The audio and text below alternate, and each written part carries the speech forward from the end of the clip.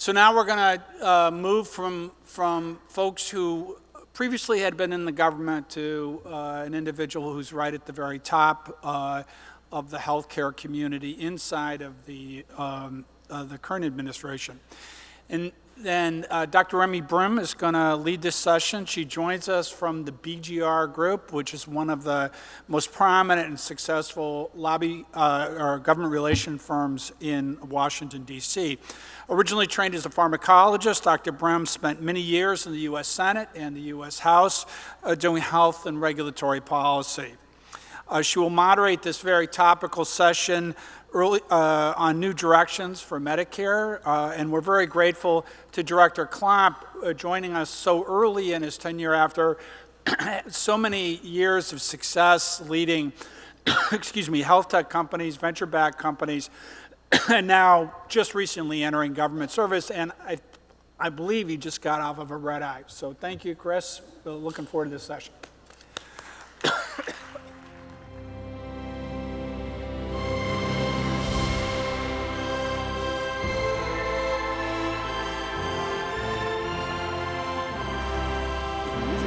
Does the music sound like we're here to receive an award?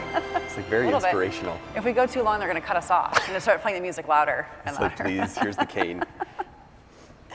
Well, thank you so much for being here today. Really appreciate it. Why are we here?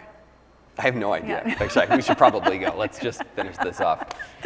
Well, Director Klomp needs no introduction. He has been extremely successful in so many areas. He has spent time in health tech, in venture capital, private equity. He has built a company, sold a company. So that's a pretty different resume than what we normally see out of our CMS directors. So what motivated you to come into government? I imagine DC these days is not quite as pleasant as Park City, especially going into ski season. So tell us why and why now? Yeah, so I've been in healthcare for a long time. I've never been in government, and candidly had no interest in taking this job and took it pretty begrudgingly. It was late September. We were with our 4 young children on a 30-day constitutional history trip back east. We homeschooled them. They had been studying the Constitution for the last year, and a call came from the president's transition team asking if I wanted to come in and do something with CDC, FDA, CMS. And I listened and politely asked a few questions and hung up and did not call back. But in the process of this 30 days, we were trying to teach our children 3 things. Number 1, the idea of a democratic government accountable to its people was a revolutionary idea worth fighting a revolutionary war over. Number 2, the founding fathers and mothers were flawed, but incredible and established this fragile democracy. And number 3, that fragile democracy requires service. It was a basic civic responsibility trip. We wanted to teach our kids that someday a call might come to volunteer in their community, to serve in government, to serve in the military. And we hoped that they would say yes. And meanwhile, this call had come in, and I had not called back. And I am many things, but I'm not a hypocrite. And it became obvious that there was an opportunity to participate. So not a red or a blue issue in healthcare, right? I mean.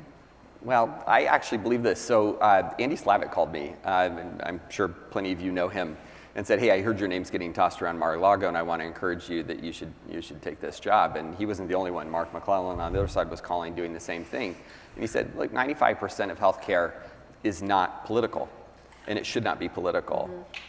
CMS serves 170 million Americans. That's half the United States population. 68 million of those are on Medicare. Then we go on CHIP, and we have Medicaid. And that requires competent people who love their country, who love those people, who loves and shares those programs, to go serve them and make great decisions. And 5% of the time, the issues you're going to face are going to be very political, and you'll learn to navigate those. Mm-hmm. And that resonated with me. It has been my experience. I think if there's one topic in the federal government that should be the great unifier, it is in fact healthcare. Because incontrovertibly, it doesn't matter if you're red, blue, left, right.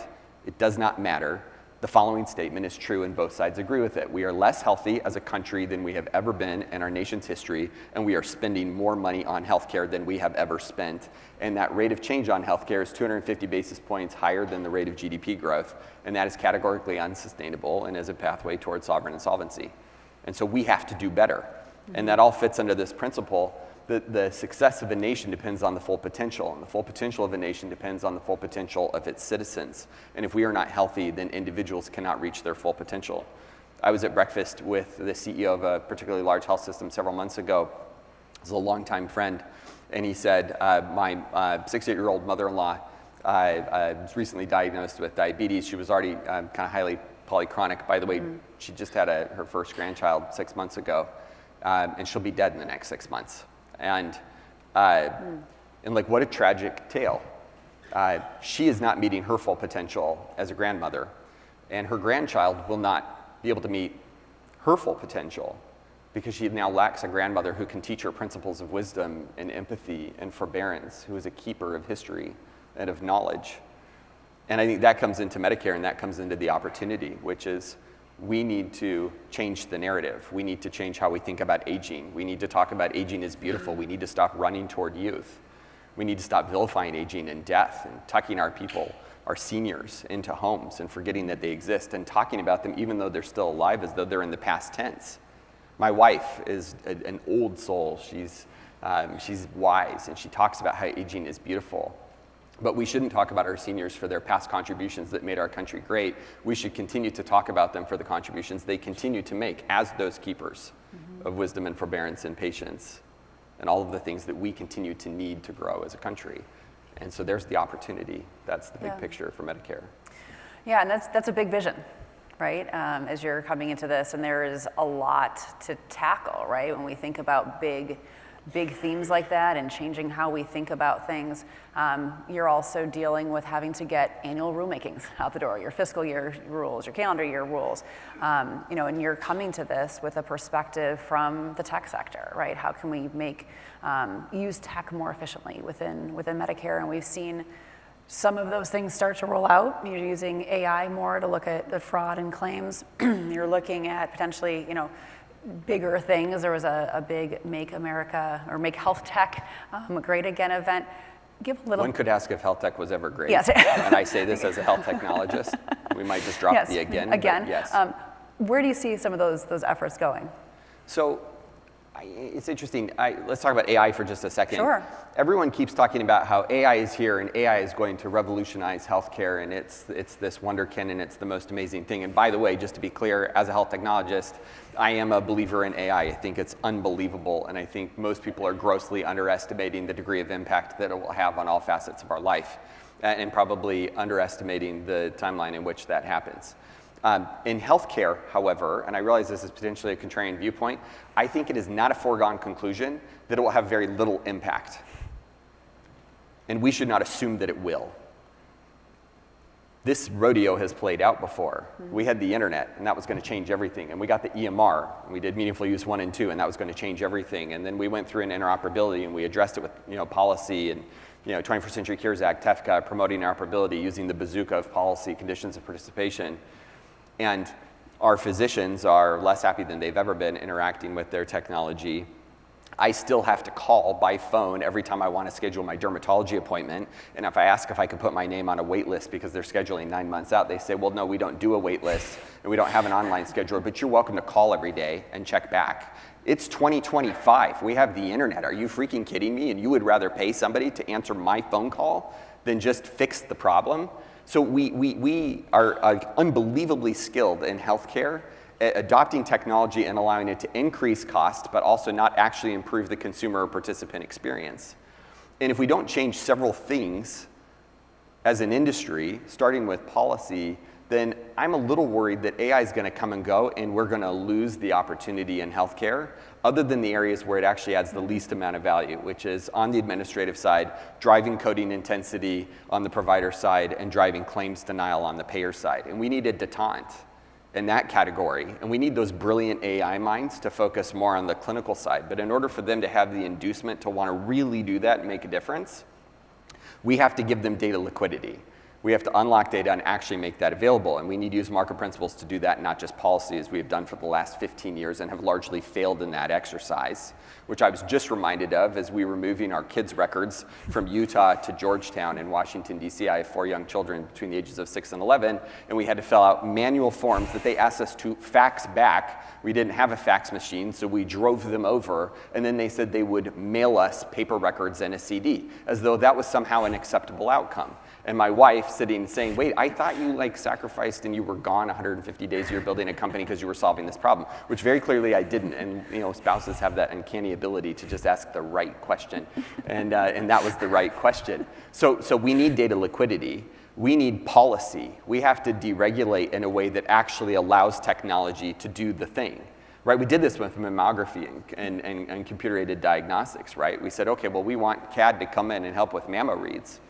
So we'll pay the physician fee for the read, and then we'll pay a little extra if you'll use CAD as well, and we'll train it and get it data and root it in real-world evidence. And the idea was that over time, maybe it would do that more efficiently, and then humans would be freed up to go do other higher value activities because, turns out there's a shortage of providers. With 950,000 providers in the country out of 21.7 million healthcare workers, we're at least 100,000 short. The silver tsunami of demographic change in Medicare is suggesting we're much shorter than that, and we're going to be, and we need more. That means we have to alter and change. So we've got to allow technology to actually solve problems and trust that it's going to solve those problems in an effective way. And number three, and perhaps most worrisome, but is an area that's very top of mind for us at CMS, is we have to pay for it the right way. What I'm seeing right now is novel, interesting technologies that can come in and do incredible things clinically that are trying to jam themselves into our existing payment structure, CPT codes, MSDRGs, G codes, Z codes. The problem is these are generally time-based codes. They're established right through the AMA and the RUC process. We largely adopt most of the recommendations from the RUC. We're trying to bring kind of continued additional objective data to this. But technology was never supposed to be about time. That's not the input. It's not a volume-based construct, and yet that's how these novel technologies are coming into place. So they might maintain or improve quality, but they are not deflating cost because we're backing them in. I had a novel radiology company that just came recently and said, like, hey, we think that we can use this time-based code, except right now it's measured in 15-minute increments, and do you think we could do like 30 minutes of read time for this thing that, like, by the way, their technology reads the image like instantaneously, and providers love it. And I was like, I will go out of my way to destroy this code if you do this. Like, absolutely not. No. We need to figure out how to pay you for value created. Mm-hmm. And we'll pay you more as you deflate costs while maintaining or improving quality. Yeah. So deregulatory policy, data liquidity, if we actually want this to happen. And so we're very focused on that. The other thing we're massively focused on right now is how do we actually let beneficiaries have access to their data, not because they want to pour through it like an Apple Health record, but because then we want to give them cardiometabolic coaching. We want to focus on diabetes coaching. We want to focus on the 99.999% of the time they're not in the physician's office and have that data stitched together and make it accessible to you. And so that's the CMS Aligned Networks effort. Mm-hmm. That's what Amy Gleason is leading with Dr. Roz and others. And we are like sprinting toward that vision right now to catalyze competition and improve the beneficiary experience. Yeah. So you mentioned the story about the kids and the records, and I think everyone in this room, including myself, has had that same experience of trying to find a fax machine. I think the healthcare system is the only people keeping the fax machine companies alive. I mean, I've never had anyone else that has to fax something. By the way, providers want to do this, I believe, sure, for what it's worth. There has been a recalcitrance historically, just to be clear, right? We've had meaningful use 1 and 2. We had all the things I just rattled off from a policy perspective for 15 years, and we didn't really get interoperability to the degree that we wanted. As a thought experiment starting in January, I started asking the CEOs of health systems the following question.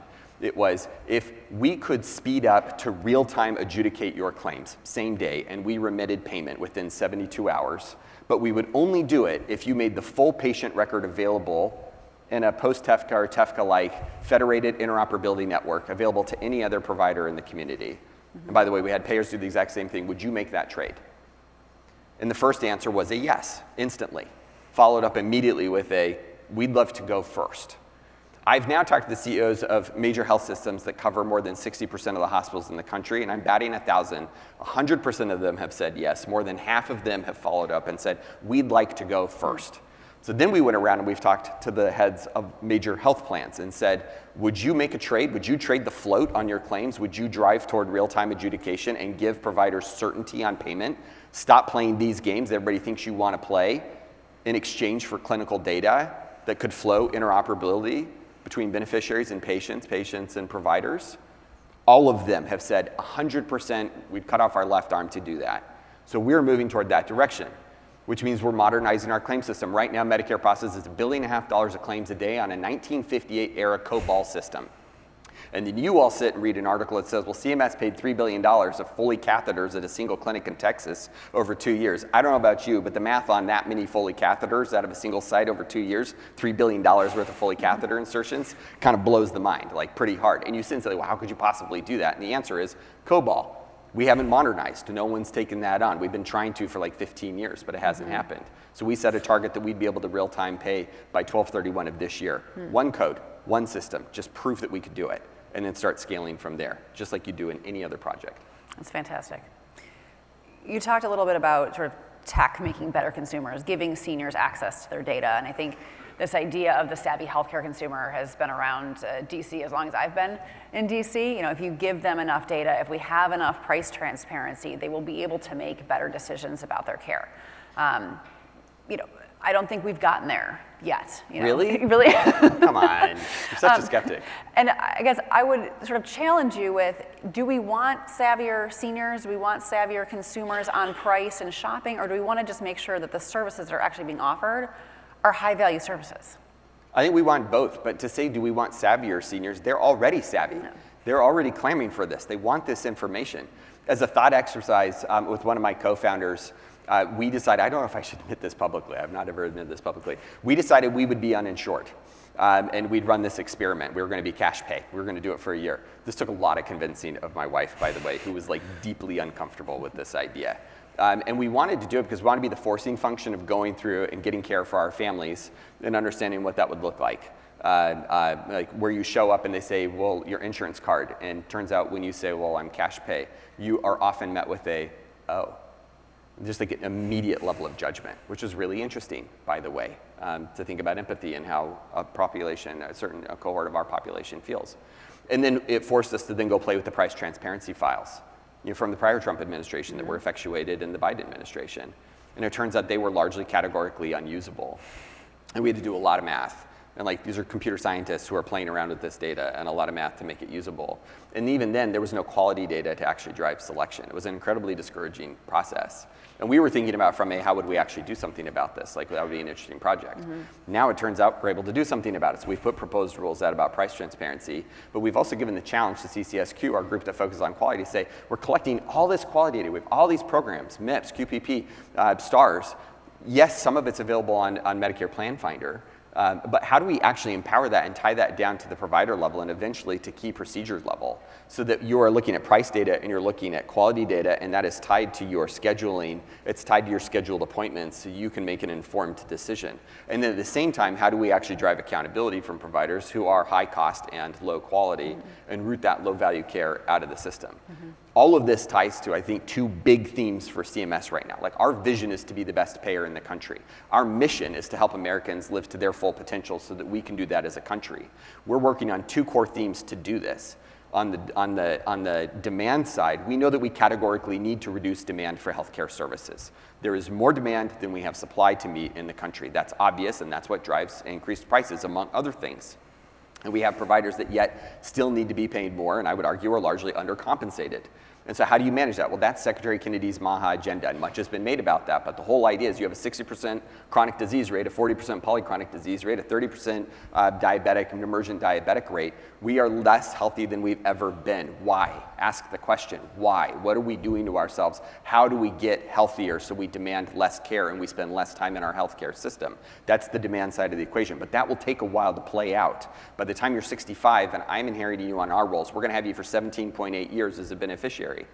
I'm focused then on like what happened 20 years before and how do we make investments there, or 25 years before, so by the time you come onto our rolls, we're ready to go and you're in informed care. Then the other side is the supply side, which is where we're talking about technology and all these other areas, choice and competition. We want a thriving competitive marketplace for Medicare, among other things. We can talk about that or not. But all of this feeds together. Technology is one, but only one element. It just happens to be a critical one. Yeah. Let's talk about the marketplace.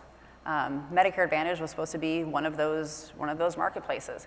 When it was originally put together, early 2000s, it was supposed to be the promise of the private sector delivering high quality care, right? The best care you could get at lower price and more efficiently than the government. And I think how's that working? I think the promise, right, in recent years has not been great, right? If you're a provider, you're faced with a lot of prior auth. There's concerns about coding intensity.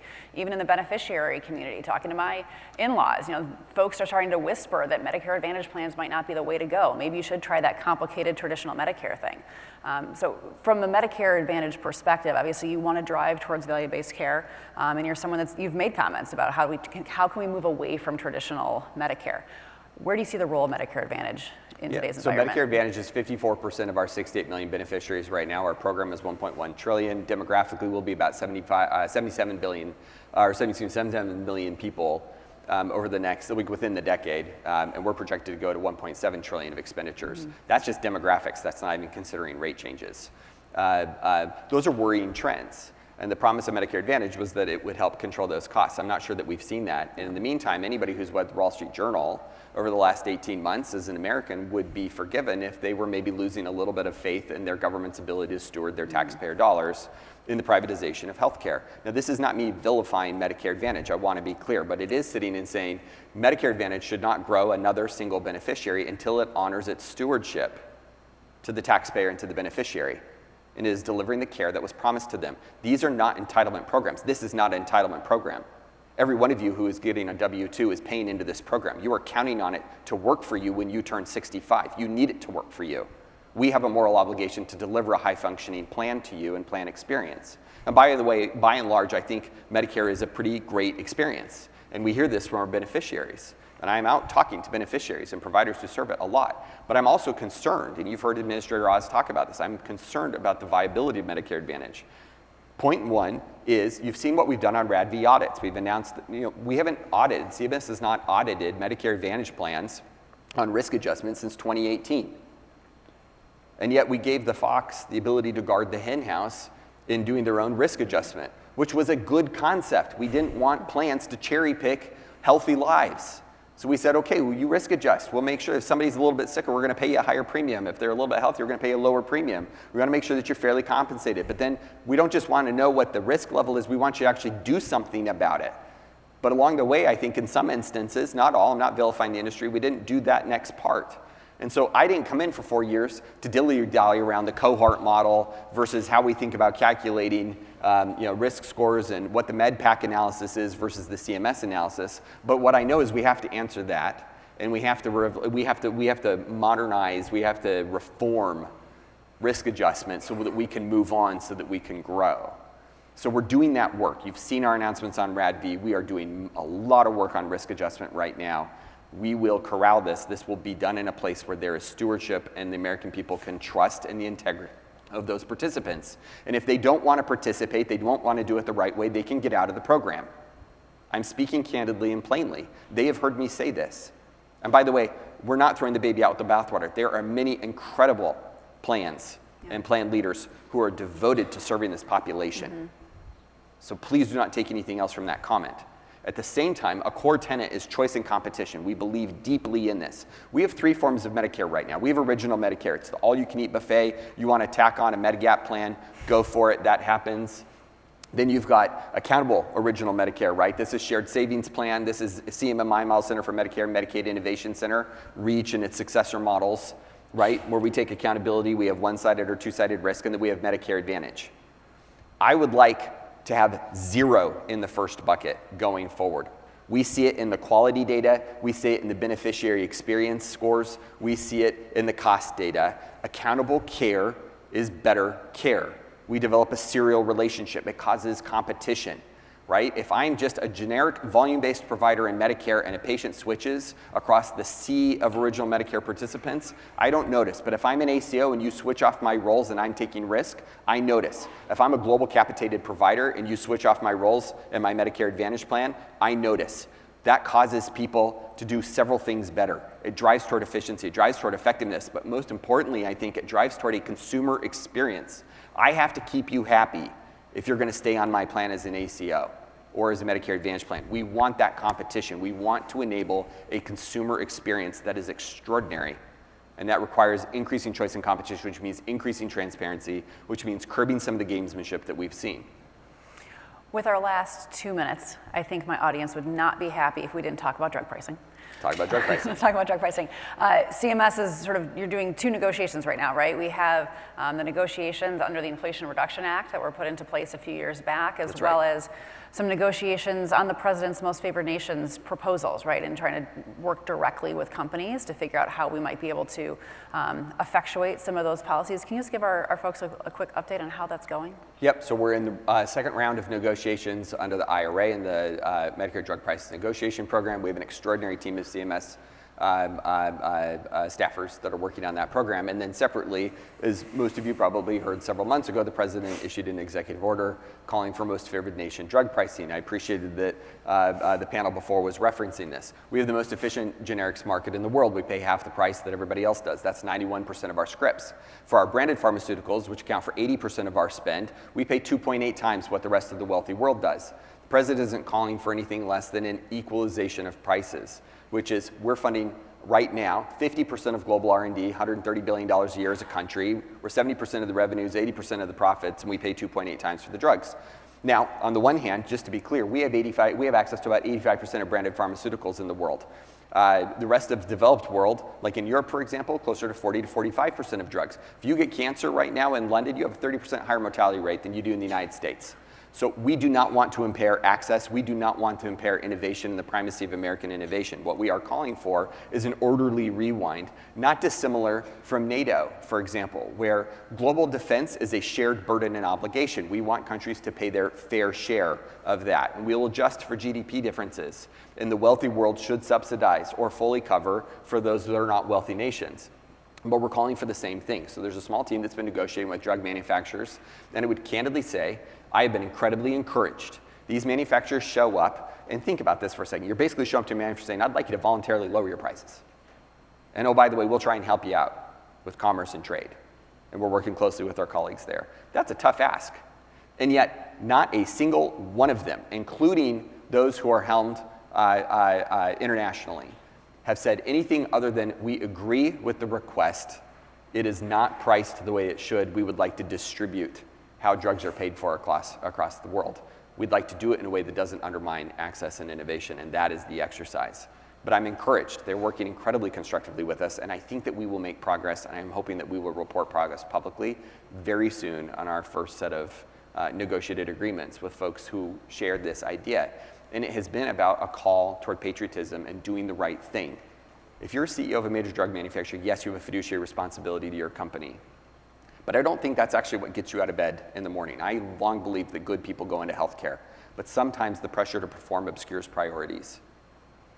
And so when we think about what is our legacy, what do we leave behind, what do they leave behind for their children, I think it is a sustainable manufacturing base that allows increased access across our country while preserving access in other countries and maintaining innovation. And I think that is an achievable set of objectives. Right.